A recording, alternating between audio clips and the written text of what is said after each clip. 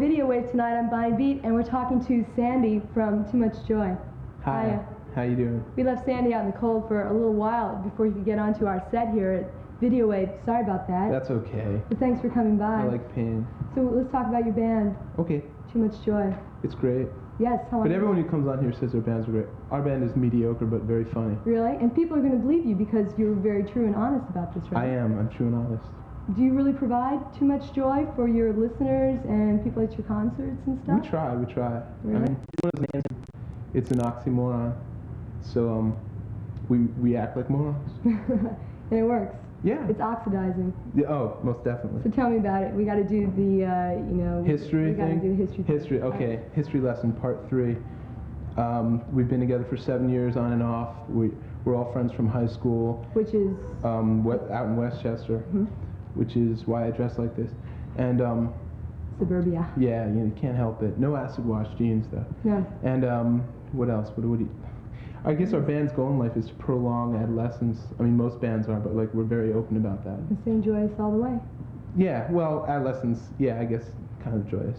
We have 2 albums. Last year, 1987, which is probably 2 years by the time this is aired, we released an album called Green Eggs and Crack, and with no promotion and with like some our own money and like some silly label. Was your own label? No, it's somebody else's own label. So it's just like our own label, except like they got the mail to their house instead of us, and that did really well. Considering it had no promotion, and we toured on that for a little while. We played out in San Francisco and all across the country, played with some cool bands, and of course we upstaged them, but we didn't, and even if we did... But you were humble all the way. Right, we were humble. And then we got a record contract on this label called Alias Records, which is like a new independent label. Very great. So it's like somebody else is getting the mail now, but they're also paying the bills, which is cool. And January 15th of 1989, which will either be before or after this is being aired, our new album's coming out, and it's called Son of Sam I Am, and hopefully David Berkowitz reference will be bi-coastal, not just New York. But what we did to test market is we went to LA where we were recording our album and asked people on the street if they understood it, and people in LA don't understand anything, so we just took it at face value and used it anyways. Did you go to Chicago and ask anyone there? No, I've never been to Chicago. I think it's really cold. It is, but not all the time. Oh, is it nice? Are you from Chicago? Well, yeah. I'm sorry. Actually, no, it's really I'm nice. from Iowa, but are you? I lived in Chicago for a while. Is that cold too, Iowa? Yeah, Iowa gets cold, but then it gets very hot. Oh. So that's good. You know, that middle America kind of thing. You got to find out what they think. I mean, they it's the only place we haven't been. We do really well there. Our records do really well there, and we just haven't toured there because last time we toured it was January. If you go through, you can call my mom. Could we? What can we call her? You could. Does she look like you? No. She's blonde hair, but we won't say whose color is real. All right. Oh, really? It's a secret. Sorry, Mom. There's a way to find out. So you playing around New York? Yeah, we play around New York a bit. We play like CB's, Big Kahuna, whatever the club of the moment is. And we usually do really well because we get our friends to come down and like our parents, and they just cheer for us because they realize that the quicker we get successful, the sooner we move out of home. And they're really psyched about that. Inviting them lots of nice things. Oh, and all that. we keep promising. So you're on your way with a video. Yeah, the video we're going to see here was from the first album. The video, it's called Innocence Ablaze. It's been shown on all... Wait, before you tell us about it, let's take a look at it. Innocence Ablaze? Okay. All right, this video from Too Much Joy.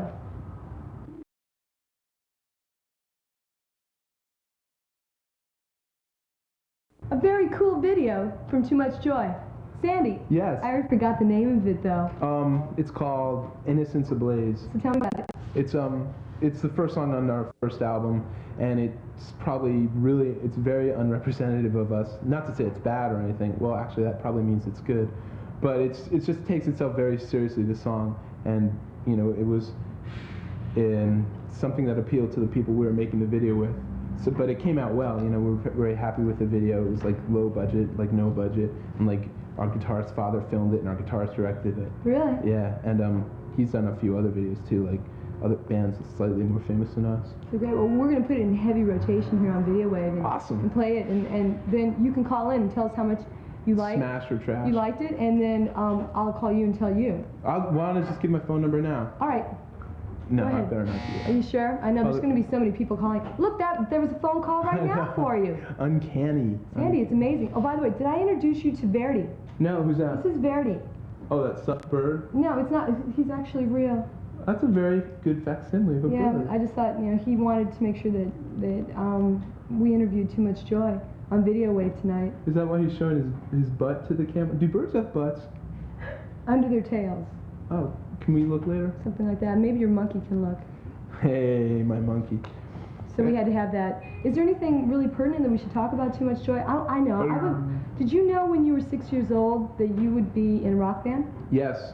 Was that always a great ambition? No, I wanted I wanted to be an actor, an architect, or an author, because I was really into alliteration and that.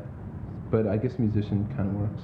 Sort of a little bit of everything. Yeah. You're acting right now, aren't you? He's acting like he enjoys talking to me. I enjoy talking to you. Well, we're How having often do I fun. get to look at? It's a little warm under these lights, though. It is. Well, it's a little cold out there, Bonnie. What's the new record called again? Yeah, it's called Son of Sam I Am, and it continues our Dr. Seuss theme just because we really want to get sued by him, so we'll get some notoriety. Do you have any more ideas? Do you write songs about Dr. Seuss? I don't write lyrics. I try to steer away from What's them. that guy with the dots? Do you remember the Dr. Seuss The character? acid dealer? That had the dots on it. No, 'cause Dr. Seuss is for kids. Right. No. So, Dots. that's England. I don't remember. Because that's a really good one. Well, next time we have Sandy here on Videowave, we're going to read that book. The guy with the dots book. Yeah, it's really true. If you, the viewer, know about this book, give us a call. And in the meantime, I'm Bonnie Beat. This is Sandy. That's Verity. And thanks for watching. Stay around. It's never has been a lot of people in the underground. That's as many people as you're going to draw up to a point. That's the definition. That's the defining point, essentially, is how many people are coming. Once it gets to 10,000 people, that's big bucks, and it's not underground anymore. And you're losing your intimate audiences as well. To a degree, the people in the back, yeah, but I think that the responsibility of the artist, is at stake at that point to be able to maintain the focus regardless of how many